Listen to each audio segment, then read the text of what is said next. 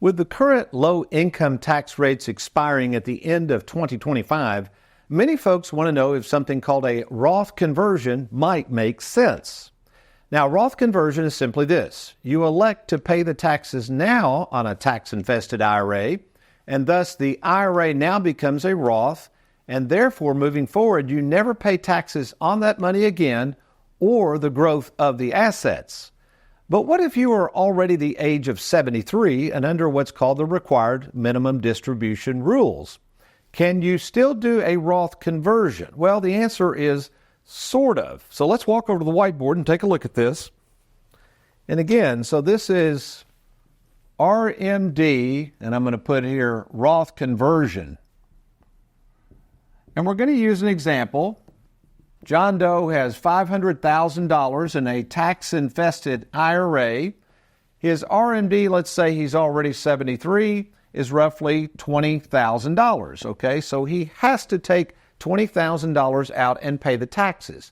So he might say, well, I don't want to pay taxes on that, and I don't even need the money. Can I do a Roth conversion of $20,000 and wipe this out? And the answer is no. You can do a Roth conversion, but if you do a Roth conversion, you still have to account for the $20,000. Let me give you an example. So let's say he says, well, I want to do a Roth conversion of 50. That's fine, but you're going to have to add that to it. In other words, he's going to have to take a total distribution from his IRA, pay taxes on the $70,000, but then he could take the 50 and do a Roth conversion. And you might say, well, wait a minute, Tony, why would you want to do all of this? This sounds crazy. Well, if you think like I do that taxes in the future will go up, you need to strongly at least consider a Roth conversion. And here's the thing. If you are that person that says, I really don't need the RMD, if you know this tax-infested IRA is just going to get taxed at higher rates one day, what you could do in your mind, this is the way I try to make things as logical as possible, is let's say the tax on this, let's say you're in a 20% bracket now, you're going to owe $4,000 in taxes, so you still have $16,000. So back to the 20% here, you're going to owe $10,000 in taxes here. Are you with me? On the 20% of the 50. Well, you still have $16,000 left over from the RMD that you didn't need anyway. You could throw that bone to the government, and now that $50,000 that you converted to a Roth will be tax-free forever for you, and when you die, no taxes to the kids.